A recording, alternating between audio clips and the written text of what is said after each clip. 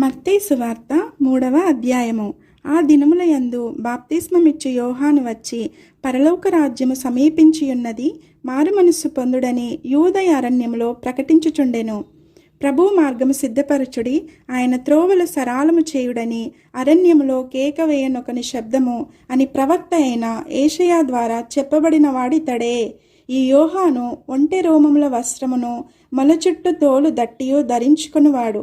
మిడతలను అడవి తేనెయు అతనికి ఆహారము. ఆ సమయమున యెరూషలేము వారును యూదయ వారందరును యొర్దాను నదీ ప్రాంతముల వారందరును అతని యొద్దకు వచ్చి తమ పాపములు ఒప్పుకొనుచు యొర్దాను నదిలో అతని చేత బాప్తిస్మము పొందుచుండిరి.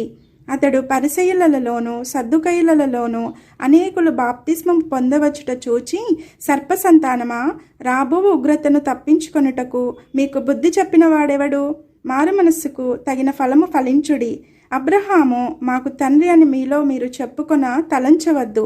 దేవుడు ఈ రాళ్ల వలన అబ్రహామునకు పిల్లలు పుట్టింపగలడని మీతో చెప్పుచున్నాను. ఇప్పుడే గొడ్డలి చెట్ల వేరున ఉంచబడి ఉన్నది గనుక మంచి ఫలము ఫలింపని ప్రతి చెట్టును నరకబడి అగ్నిలో వేయబడును. మారు మనస్సు నిమిత్తము నేను నీళ్లల్లో మీకు బాప్తిస్మం ఇచ్చుచున్నాను. అయితే నా వెనుక వచ్చుచున్నవాడు నాకంటే శక్తిమంతుడు. ఆయన చెప్పులు మోయుటకైనను నేను పాత్రుడను కాను.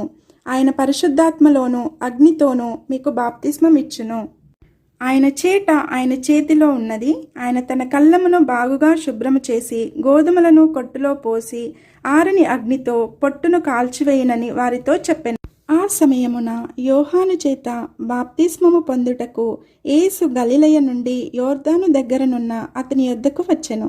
అందుకు యోహాను, నేను నీ చేత బాప్తిస్మము పొందవలసిన వాడనై ఉండగా నీవు నా యొద్దకు వచ్చుచున్నావా అని ఆయనను నివారింపజూచెను గాని, యేసు ఇప్పటికి కానిమ్ము, నీతి యావత్తు ఈలాగు నెరవేర్చుట మనకు తగియున్నదని అతనికి ఉత్తరమిచ్చెను.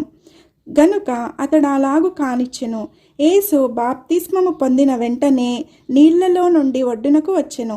ఇదిగో ఆకాశము తెరవబడెను. దేవుని ఆత్మ పావురము వలె దిగి తన మీదికి వచ్చుట చూచెను.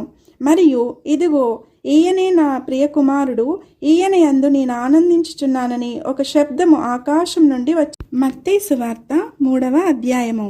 ఆ దినముల యందు బాప్తిస్మమిచ్చు యోహాను వచ్చి, పరలోక రాజ్యము సమీపించియున్నది, మారు